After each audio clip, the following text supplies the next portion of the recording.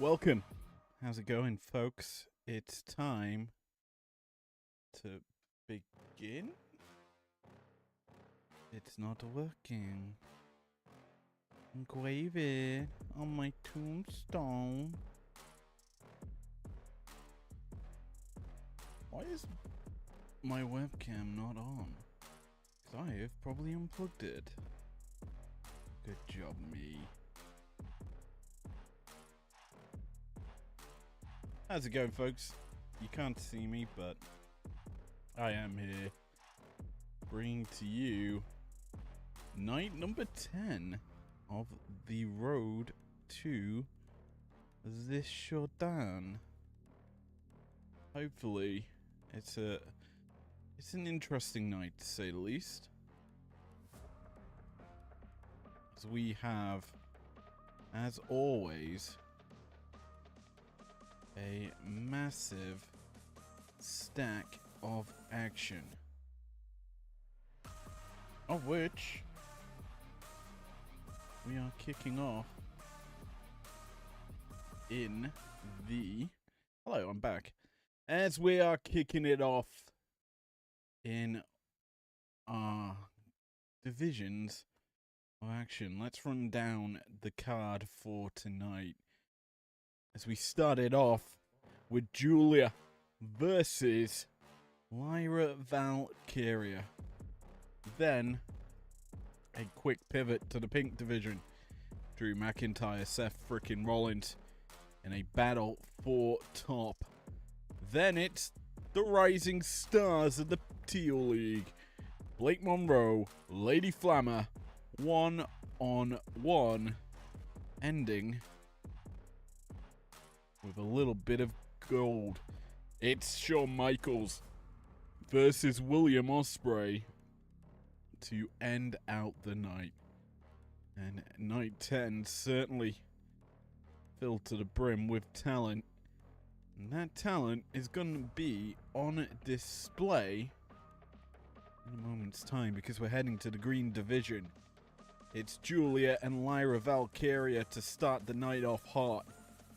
And we are sending it to the ring right now.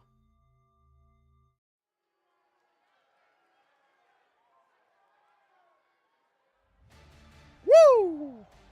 Woo! Woo! Woo! Woo! Woo! Well, it's time to talk green division here tonight.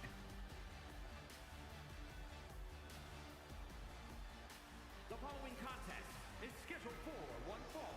Making her way to the ring from Dublin, Ireland, Lyra Valkyria. Well, in round 2, Lyra netted her first victory. Woo!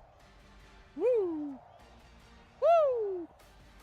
And it was a big victory at that, earning the pin over Lainey Reed. That keeps her in the hunt and actually allowed her to overtake her opponent here tonight in terms of ranking.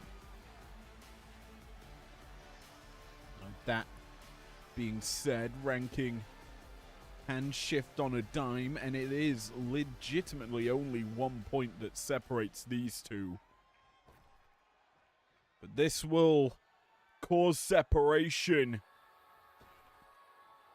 of a few points too, if you're Julia.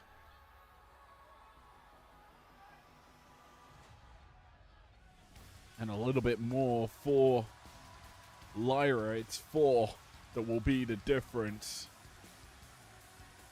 And her opponent from Tokyo, Japan, the Women's Pure Wrestling Champion, Julia. All red and white for Julia. Her Japanese roots on display, I guess, for this one. The beautiful madness earned her 2 points week 1, match 1 of this entire tournament, beating Utami Hayashishita via countout to garner the massive point in this bracket.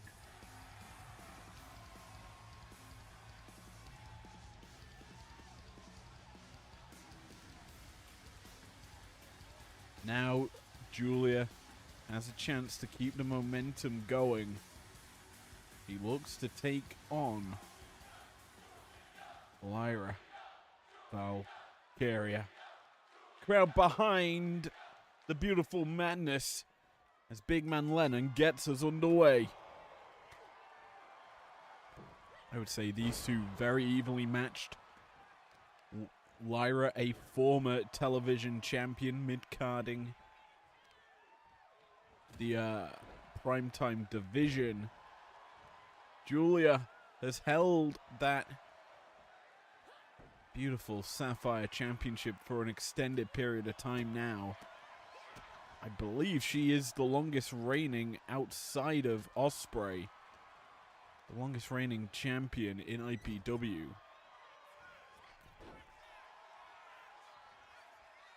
There's a big stiff shot here from the beautiful madness, starting to work over Lyra.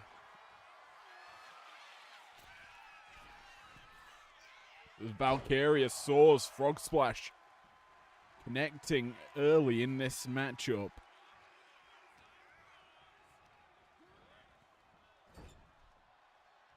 And obviously, we talked yesterday about the extent of points and how they matter. Lyra, one of the stars, as well as Julia, that understands that. These two both competed in last year's tournament. I'm just checking to make sure. Yes, in fact, they both failed to make it to the live event, and get this, they competed in the same goddamn division.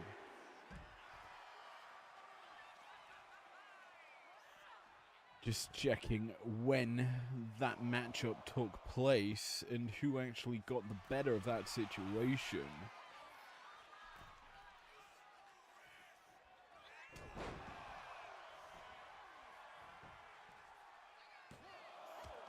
Based on my notes,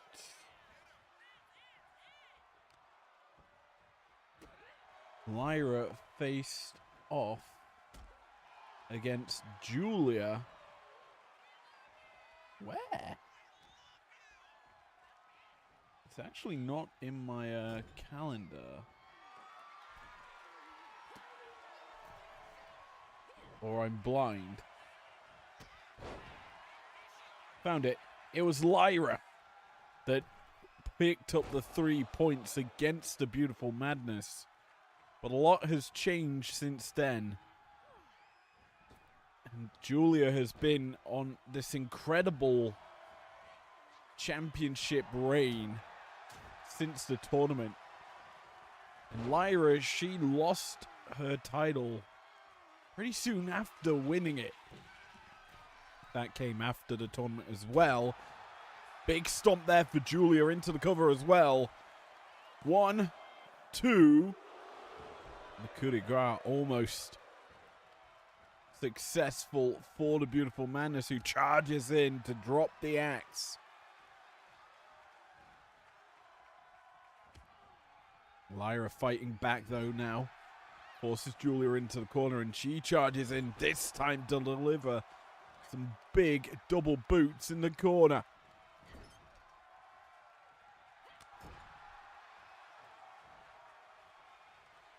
Stiff shots working here for Valkyria. Well, an even stiffer shot is bone and body connecting with a steel ring post. That's the cause and effect of what just happened for Julia, but all it seems to have done is awoken the madness as she looks to drive and slam Valkyria into the canvas and follow it up with an Arriva Dirtschnee.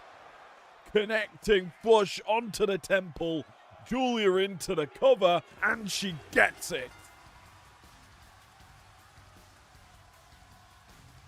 Victory tonight has given the beautiful Madness some much needed positioning in this bracket. It brings her into the top 4, overtaking Lyra in the rankings.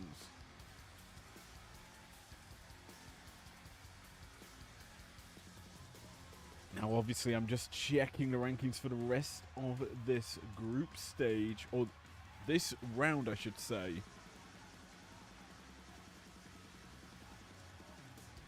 Here is your winner, Julia. There is potential for... Oh, I tell a lie. No potential in this round for the top 4 to now shift any more than, well, people dropping out of it. There is chance for people to take different seeding, but as it stands, the beautiful Madness has netted herself a top 4 seed, currently sitting in the 3rd spot, and that is behind Liv Morgan and Bailey. Now, tomorrow that position could shift with a massive matchup, which we'll see 2 of the top 4 collide. Speaking of the top 4, we're looking at about, in the pink division, that is more than top 4. It is top versus bottom of the entire division. I say top versus bottom. It is now technically 2nd seed after a massive victory last night to the ruler. But right now, there are only 2 men on that winning warpath through this group stage. One of which is Drew McIntyre. The other is Obafemi. Who walks away from this one victorious? Because this is a WrestleMania rematch. It's Rollins and McIntyre. In your 2nd bout tonight. Why don't we burn it down? The fires rising across the stage as Rollins looks ready.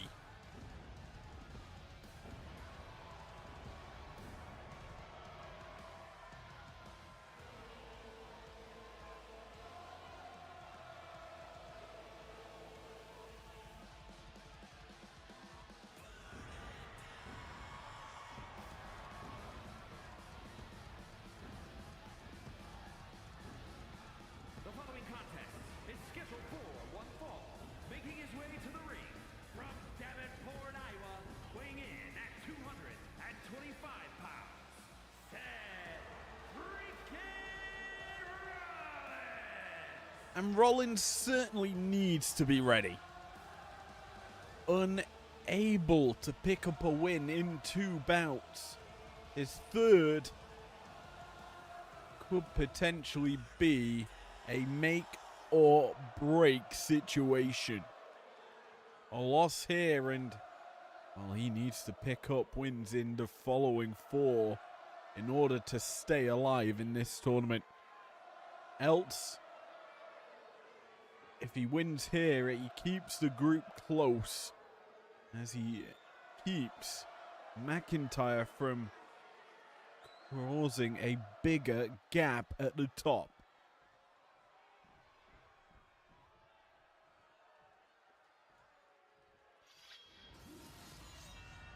Well, for McIntyre, 2 for 2 so far.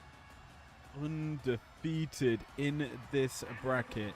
From Ayr, Scotland, weighing in at 285 pounds, the Pure Wrestling Champion, the Scottish Warrior, Drew McIntyre. 3 points earned against Kazuchika Okada. And another 3 earned by beating the ring general Gunther.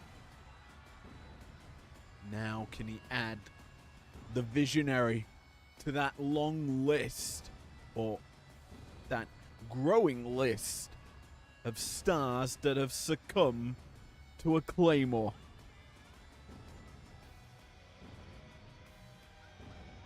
Now, as said, that there is starting to be growing voids forming in these divisions. McIntyre on the top side of one of those voids forming.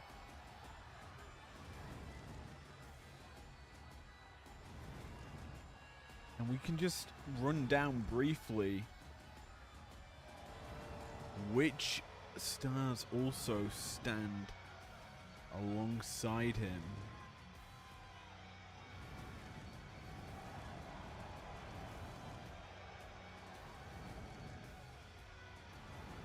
He lets the fire burn here.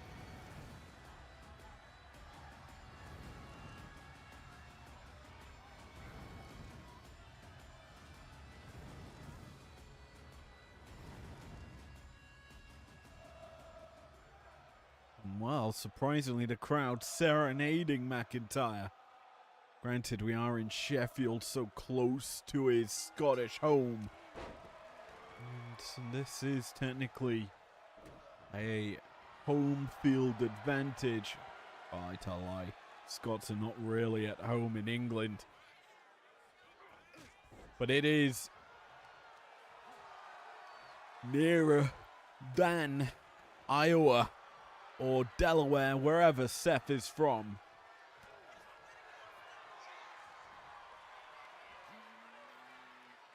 Realistically, when we look at this division, as I keep mentioning, but not getting to the point, the void that's forming sees currently Obafemi and Drew McIntyre atop of the division, with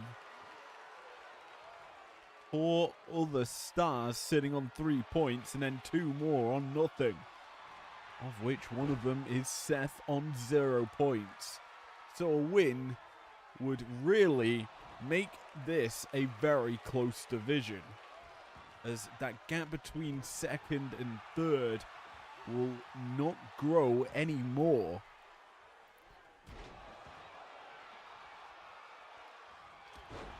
Now, that being said, Rollins needs to overcome some odds that are stacked against him if that is to happen. But nothing is out of the picture. And Rollins is very capable. Moonsault off the apron, connecting onto McIntyre, shows the resourcefulness of Seth frickin' Rollins. And arguably, when the deck is stacked against the Architect, he steps up to the occasion. Count of 6. And it's surprisingly Rollins opting to try and get a count out. Count of 8. McIntyre. We're yet to see if he's made it back in. The answer's no, but he's slow to his feet. And he does break the count before danger strikes. Count out, in my opinion, would have been the worst result possible for Rollins as well. So I think he'll probably be grateful that it didn't end that way either, because the void would still grow between the top 2. And sure, you're really not even closing the gap fully onto the 3-pointers. So A little bit of luck there for Rollins out of the resiliency of the Amethyst champion.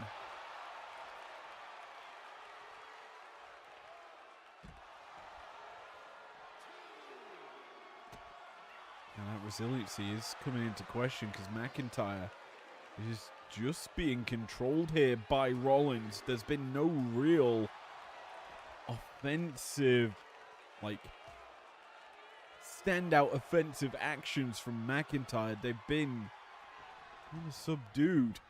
Rollins has kept him at bay. And that's probably good for the Architect. And he hooks the arm, revolution knee, connects and drops McIntyre down. Frog splash is going to connect. Rollins gets a little froggy and going for the cover here as well. He's good for 2. But McIntyre not going to allow the 3. And now, I think is a little frustrated. Nips up and delivers a Falcon Arrow. The Scottish psychopath mounting some offense, but the mount is reversed with Rollins on top. Seth, kick down low, hooks McIntyre up. But no, he can't do anything from that position because it's McIntyre back dropping him. And now a Glasgow kiss to put Rollins to sleep. 1, 2, ooh, nearly the 3. The kick out needed, but that, an exclamation point on the performance. The Claymore kisses Rollins goodnight, giving Drew a surprise victory in all honesty, because it came from out of nowhere. It was all Rollins until it wasn't. And that gap, it stays big between second and third. Here is your winner, the Scottish Warrior, Drew McIntyre. When I say second and third, it is first and third. As McIntyre ties Femi at the top of this division. Victory for McIntyre puts him to 9 points, and with how the rest of the division is shaping up, it is likely that he will be qualified now for the live event, because he still has to face Femi. So one of them is guaranteed qualification because they still have that bout. And you're guaranteed to get points out of that. So a win there would take them to 12 or 10. Sorry, not 12. 11. Which, after next week, or at the end of round number 4, we will basically know if McIntyre and Oba will be at the live event. It's an impressive run, to say the least, from those two to stay undefeated through 3 rounds. But now we turn our attention, though, to the Teal League, where we've got the 2 rising stars of this division, and more specifically on the women's bracket. Personally speaking, I have no favorites in this one, and that is a shock considering I play favorites. But this is going to be, hopefully, a belter. And personally speaking, I have no clue who will walk away victorious. So,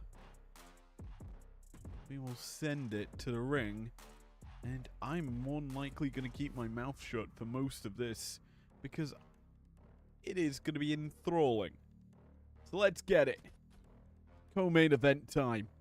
Blake Monroe, Lady Flammer, 1-on-1 in a battle for 6 points total.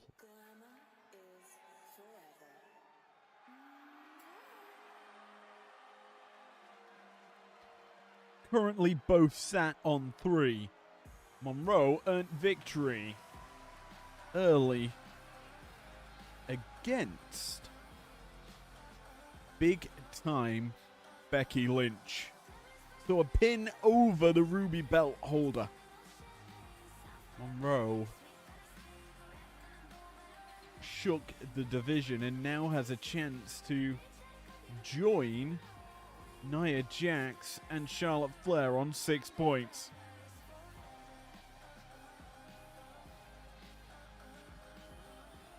The following contest is scheduled for one fall. Making her way to the ring from London, England, Blake Monroe. Now there is some important things to note. Charlotte Flair still yet to compete here in round 3. Her bout is the last of this division. And it's not an easy one for her up against Fallon Henley, but for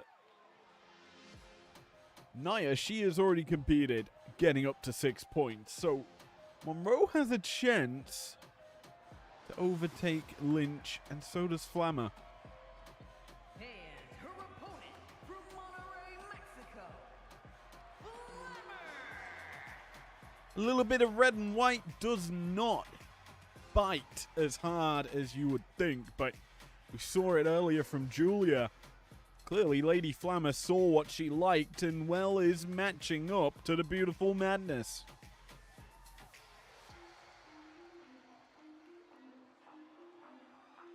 Lady Flammer earned her victory like what Blake Monroe did against a tough opponent, beating the Empress of Tomorrow to start round 2.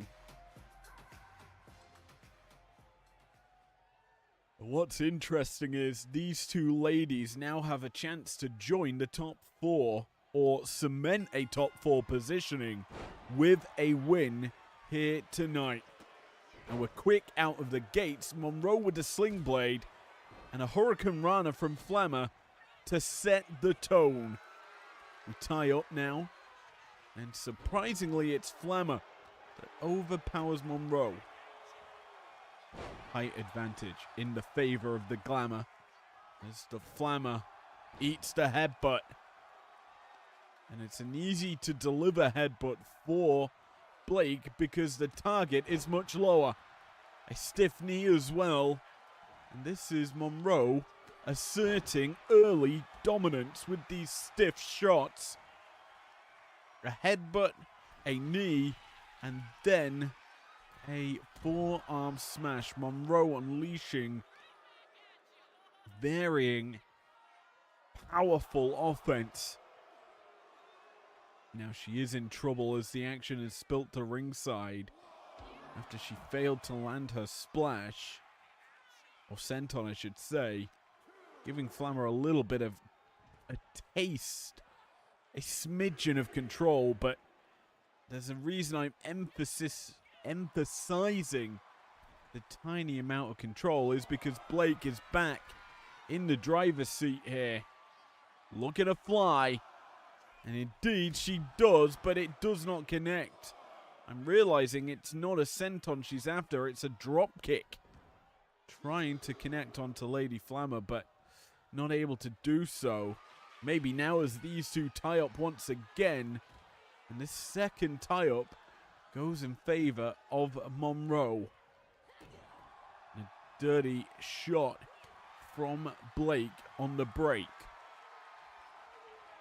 The third tie up. The power shown here by Lady Flammer to get better of Monroe 2 out of 3 times.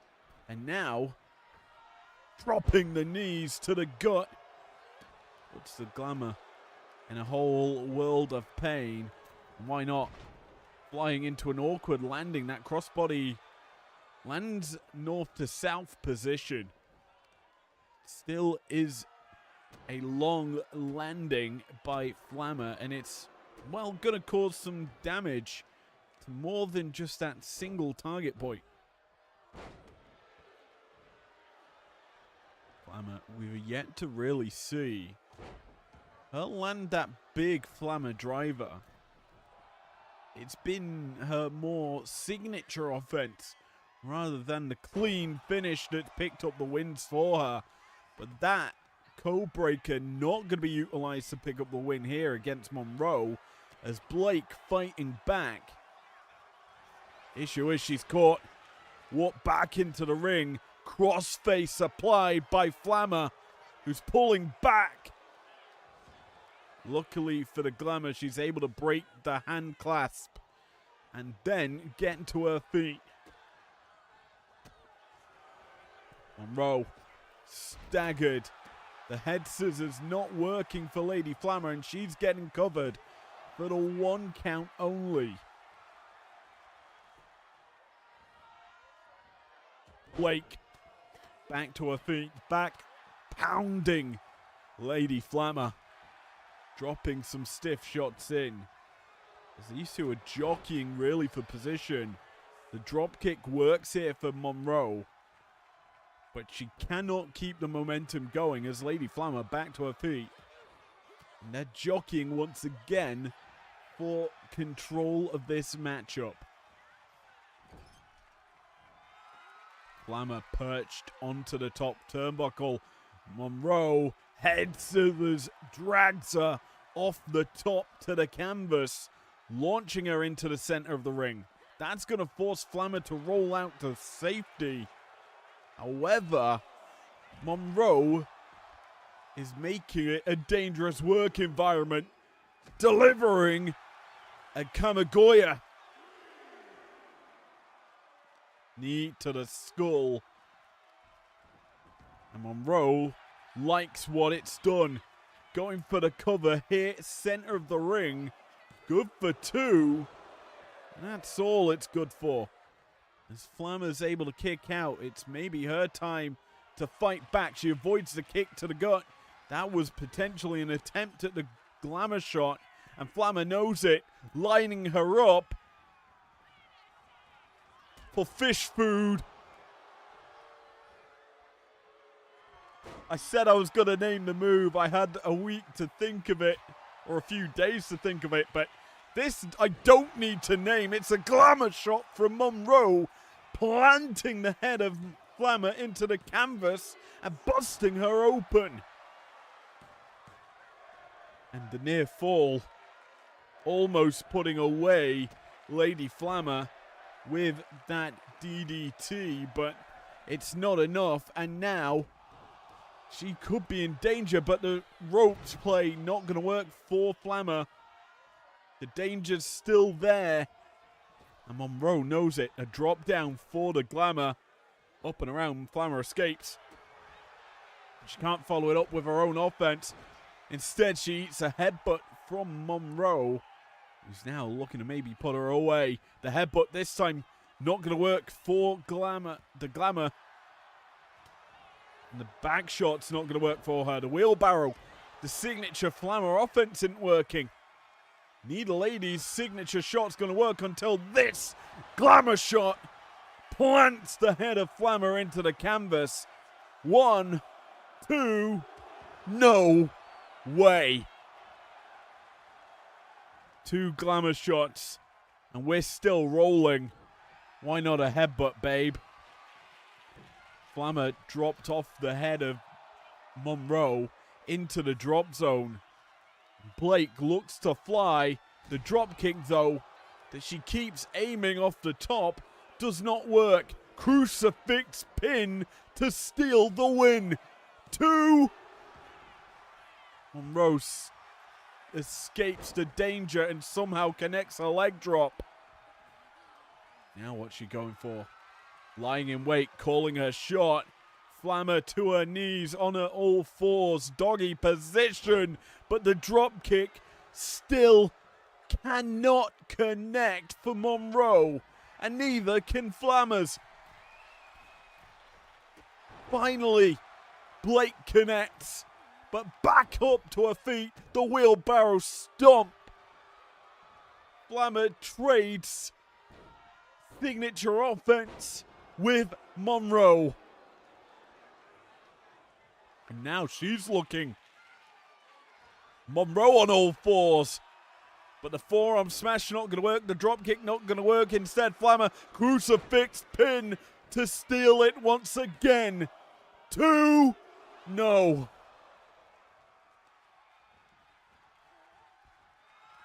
Flammer hooks Monroe up for a Flammer driver.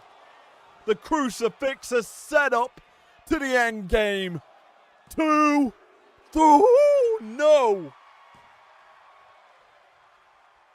And Flammer's in pure disbelief. Again trying for the pin, utilizing middle rope, but a quicker kick out from the Glamour. Monroe unloads. Spunkbuster. Sits out Lady Flammer. Now the Glamour. Looking for Kami Goya. 1, 2, 3. A belter of a finish. The pace was thick and fast from the very beginning. After eating a few glamour shots, the face of Flammer in tatters. And although this late flurry with the Flammer driver, I felt could have got the job done, Monroe defiant kicks out. And then sets up for this stiff knee. Bang. Connecting flush onto the chin. Puts Lady Flammer to sleep.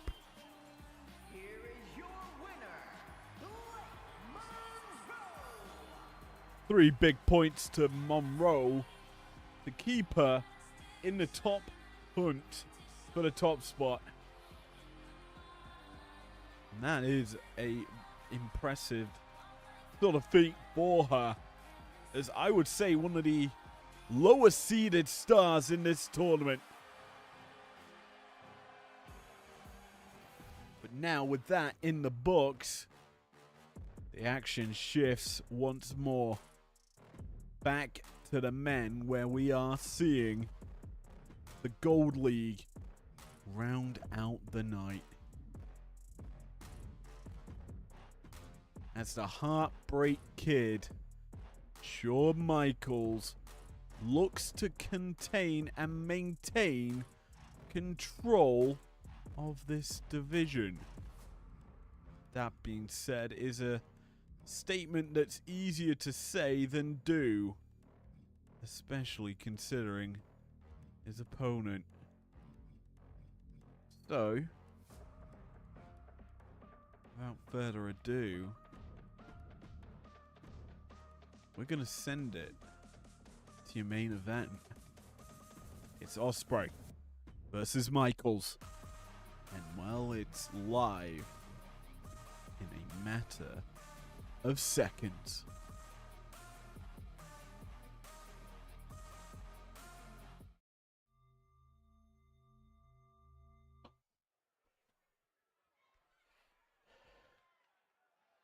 Are you ready? Ooh!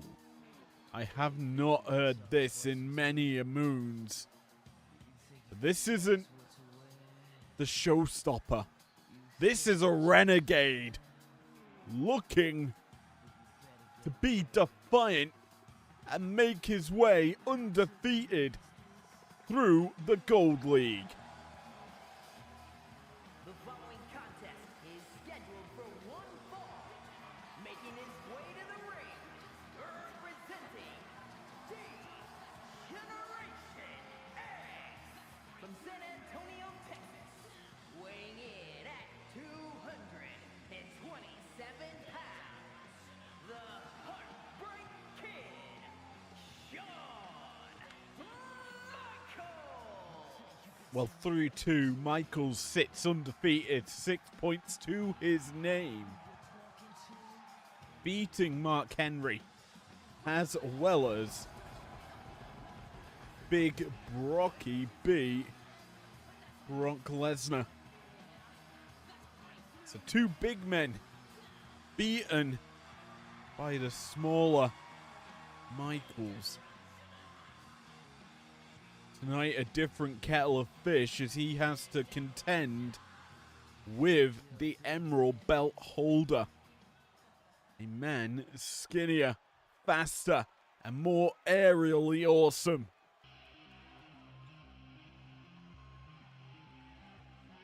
Ready to elevate it to new heights. The Emerald Champion set to defend and attack.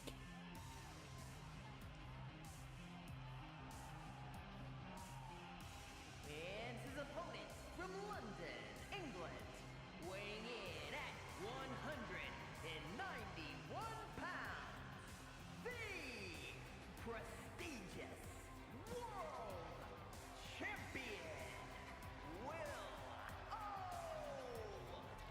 O'Spivey. Well, both men know how to compete in a tournament like this. And in fact, they competed last year in the pink division. Both of which put on belter after belter, where Michaels finished higher seeding than Ospreay. The only difference between the two is Ospreay went to win the tournament, while Michaels won the war of the bout between these two last year. It was Ospreay that won it all. And he still maintains, as I am controlling Will Ospreay. Yikes. But as it remains, Ospreay. Wait, what? Why is that still on screen?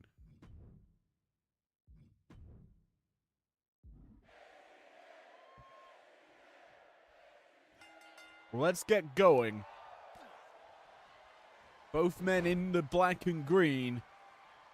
Ospreay's a little bit more tealy, and that's an early shot that has busted open Shawn Michaels. The big knee from Ospreay doing damage, doing work. Clearly coming into this one with a game plan to quicken the pace and bring it to Michaels early into this bout. Shawn needs to weather that storm, and well, he's certainly earned a little control, but that control quickly lost as a roundhouse for Ospreay sends a statement that this is his playground. And you gotta feel for Michaels in particular as one of the few remaining or returning stars from last year's tournament. The fact that he has to battle with the man that won it all last year, that knows what he needs to do in order to win the entire tournament. Michaels really has to come in with a new game plan, a style that really elevates the competition.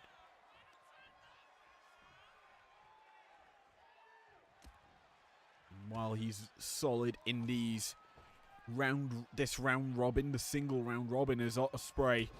Big boot sending Michaels to ringside. Not going to fly off through the middle ropes is Ospreay, though. Instead chases Michaels to ringside to uncork a massive combo. Ripcord, Spanish fly to put down the showstopper.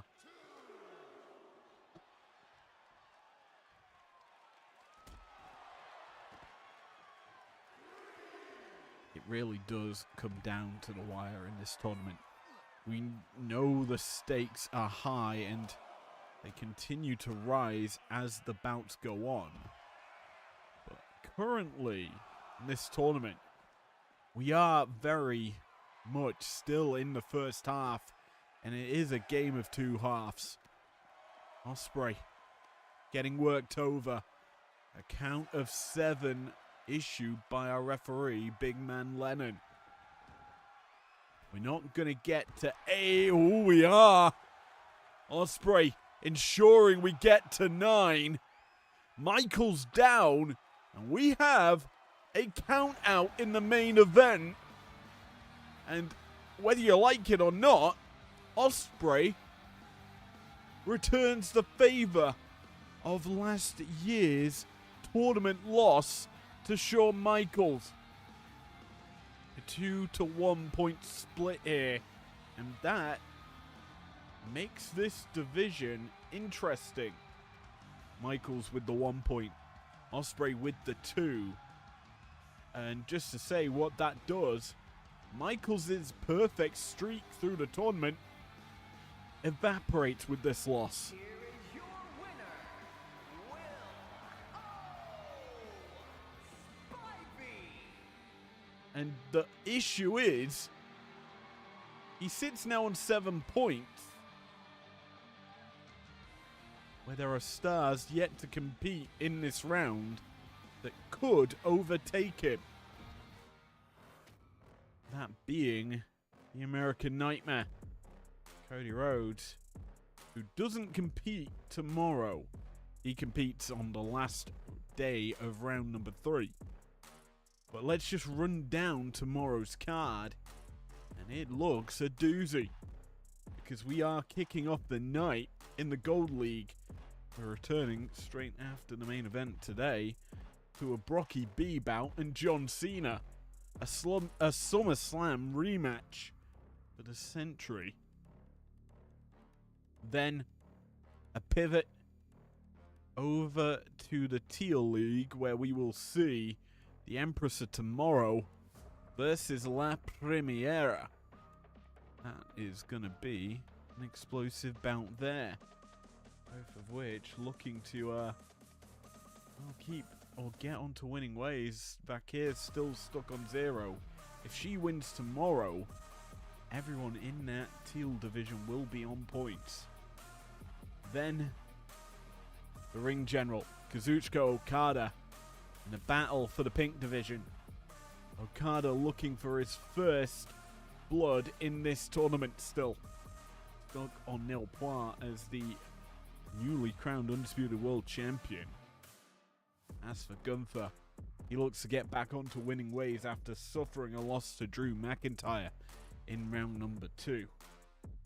And finally, your main event could not be any bigger. The Red Queen, Utami Hayashishita, in a battle, a rematch against Liv Morgan, a bout won by the Women's World Champion before her loss to Big Time Bex. Could history repeat itself, or will the Judgment Day's Liv Morgan achieve revenge? All will be answered tomorrow night on day number 11 of the tournament. And this tournament's going a lot smoother than the World Cup, folks, so thank you for joining me. If you enjoyed this, leave a like down below. I'm now preparing to go watch England versus Croatia. Peace out.